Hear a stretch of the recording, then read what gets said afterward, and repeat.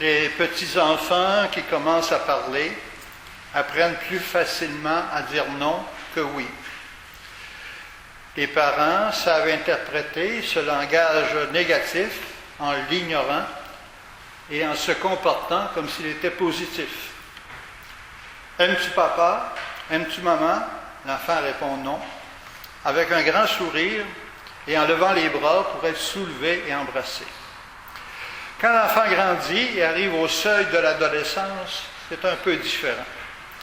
À une demande qui dérange un tant soit peu, le non jaillit tout de suite. Et l'expression du visage en dit long sur la fin de non-recevoir.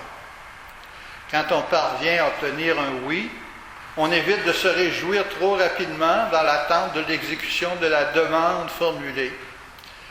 Il n'y a rien de moins certain qu'un oui à cet âge. Jésus, qui est un bon pédagogue, s'inspire de ses comportements en famille, où un non devient par la suite un oui, et où un oui dégénère en non. À un premier fils, le père dit « Mon enfant va travailler aujourd'hui à ma vigne. »« Non, je ne veux pas », de répondre le fils. Par la suite, il se ravise et part travailler. La même demande au deuxième fils qui répond tout de suite « Oui », mais il ne bouge pas. Lequel des deux a fait la volonté du Père, de demander Jésus?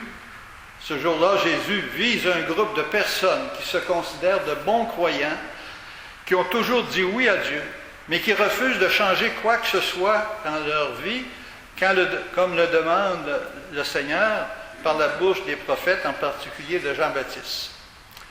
Il propose comme modèle plusieurs personnes parmi ces pécheurs publics, qui étaient les publicains et les prostituées. Dans leur vie de tous les jours, ils se comportaient comme s'ils avaient dit non à ce que Dieu leur demandait, mais ils ont accepté de changer leur vie à la suite de l'invitation au changement adressée par Jean-Baptiste. Que de fois on peut s'être fait demander si on avait la foi. Peut-être que ça nous a surpris. Pourquoi? Parce que ce n'était pas évident dans notre vie de tous les jours. C'est pour ça qu'on nous a demandé, avez-vous la foi, vous? Se pourrait-il que dans notre manière de penser, de parler, d'agir, notre foi en Jésus ne soit pas transparente? Je me souviens de ce qu'un groupe d'étudiants universitaires avait écrit à leur professeur à la fin d'une année. « Merci de nous avoir fait connaître celui en qui vous croyez, sans avoir jamais mentionné son nom. » La foi de cet homme était devenue transparente dans ses attitudes, dans son langage. Toute sa personne était comme un oui permanent à Dieu. Cette expérience vécue par des étudiants nous rappelle sans doute des expériences semblables vécues dans nos familles ou dans nos divers milieux d'appartenance, où des gens que nous connaissons bien, sans nécessairement nous parler de Dieu à tous les jours, vivaient en présence de Dieu, des personnes pour qui Dieu était important, et ça transparaissait dans leur vie. Plus que jamais, Jésus compte sur des disciples qui se comportent comme des personnes qui vivent un oui permanent à sa présence et à son message. Les Américains nous donnent des leçons sur ce point. Quand le 11 septembre dernier, à New York, le président Obama a inauguré la célébration du souvenir en se limitant à lire le psaume 45, qui commence ainsi « Dieu est pour nous un refuge et un fort, un secours toujours offert dans la détresse. » Il n'a pas dit un mot, il n'a pas fait de commentaire, il n'a fait que lire le psaume 46.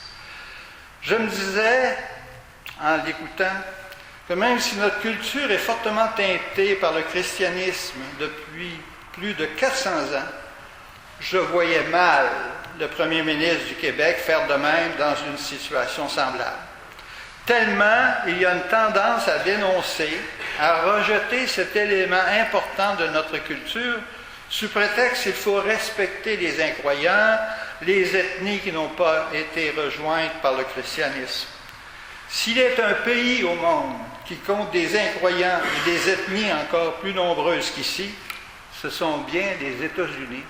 Et ça n'a pas empêché le président Obama de lire un psaume tiré de la Bible le 11 septembre dernier.